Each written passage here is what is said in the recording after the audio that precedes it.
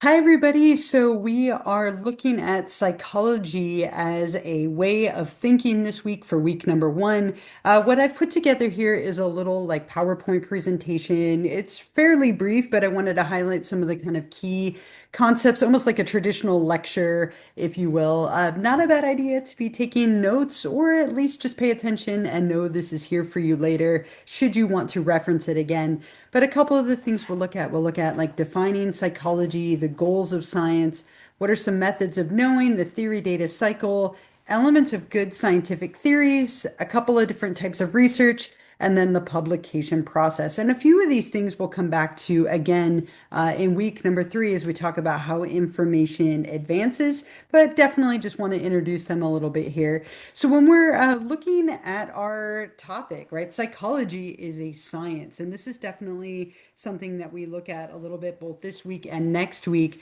the difference between science and pseudoscience and so on.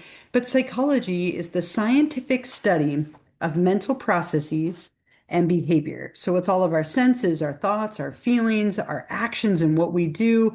It is a science. And in general, there are kind of three main goals of science. And this is something you're reading about this week that science tries to describe, to predict, and explain. And we'll be talking about, different ways to do that all semester long. There's also a lot of different ways that we can know information, right? And psychology is definitely looking at more of like the empiricism and rationalism and scientific method.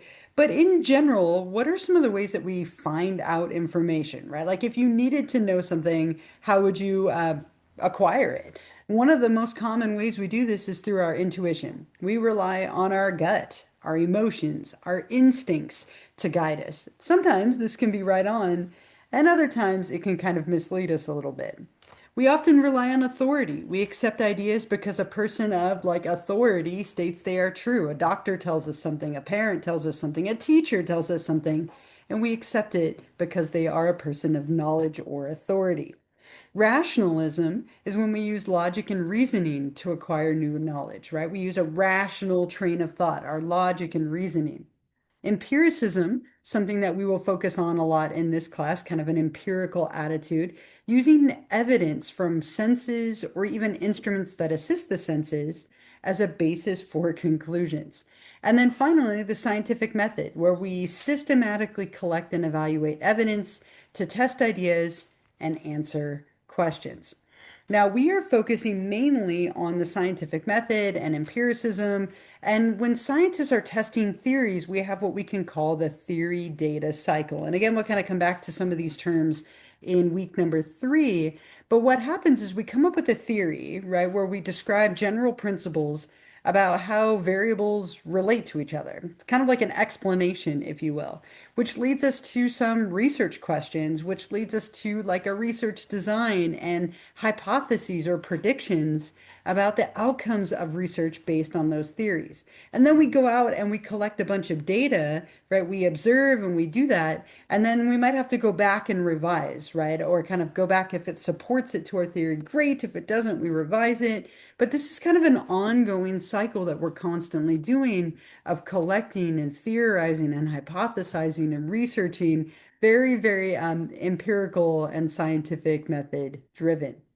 So science and good scientific theories are supported by data. They aren't just our intuition or our feelings. And I'm laughing because my little kitten, it keeps attacking my feet as I'm trying to talk to all of you here. I don't know if you can see my little kitten here. This is Nugget. But theories are supported by data. They're reproducible. You can replicate or reproduce them. There's a variety of evidence that exists. Good data or good theories are also falsifiable. A theory must lead to a hypothesis that, when tested, could fail to support the theory. So let's say we think that the Loch Ness monster contains a giant reptile, or the Loch Ness contains a giant reptile, the Loch Ness monster. Can I show this to be false, right? How do we prove or kind of falsify that, if you will? Versus if you look at like only blue cars exist, right? Can I show this to be false? Yes, right. If I only observe blue cars, does that prove that the hypothesis is correct? No, right? But we can falsify it by easily like seeing a red car or a black car or a white car or whatever. So we can only falsify a hypothesis, not necessarily prove that it's true. So when we evaluate theories based on the weight of evidence, the data is like either supports or is consistent with the theory or it isn't. Not very easy to prove things, but again, we can falsify them relatively easily with hypotheses. We also want good scientific theories to have parsimony. With all other things being equal, the simplest solution is the best one.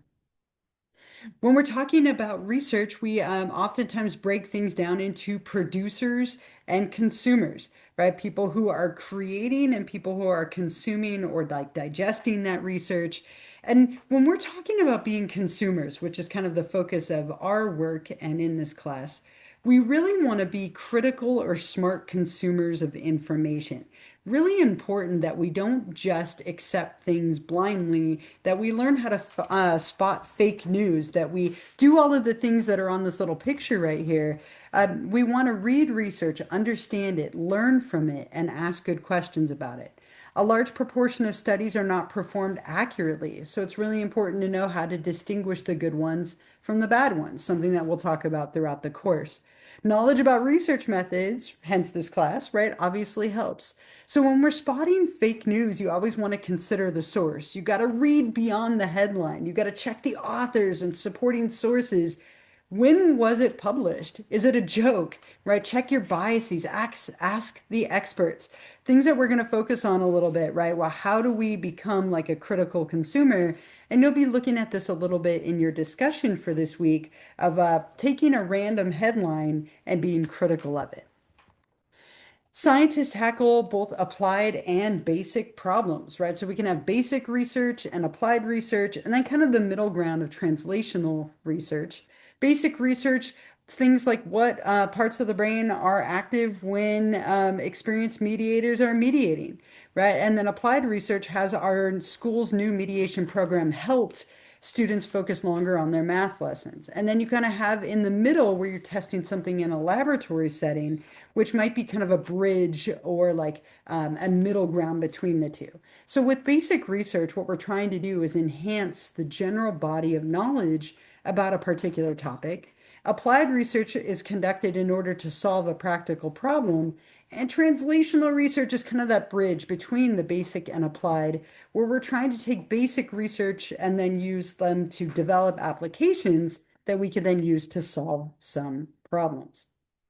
And then with scientists, making it public and the publication process, again, something we'll talk a lot about next week when we talk about, the different sources of information and then week number 3, how to find them. But when scientists go through this whole process, right, this science news cycle, what they do is they submit their articles to a scientific journal. They are peer reviewed, they are published and put out there for us to find. We'll talk a lot about where we can find these sources of information in the coming weeks and practice finding academic versus non-academic sources as we jump into the materials next week. Okay, so kind of again, a relatively short introduction to this topic. Make sure, as always, that you are reading the assigned readings for this week, going through the lecture, watch any videos that are in there, click on anything in there. It's all meant to supplement this. Hopefully, everything kind of ties together to help you understand the content from this week. All right, thanks so much, everyone, and I'll see you next week for our next topic.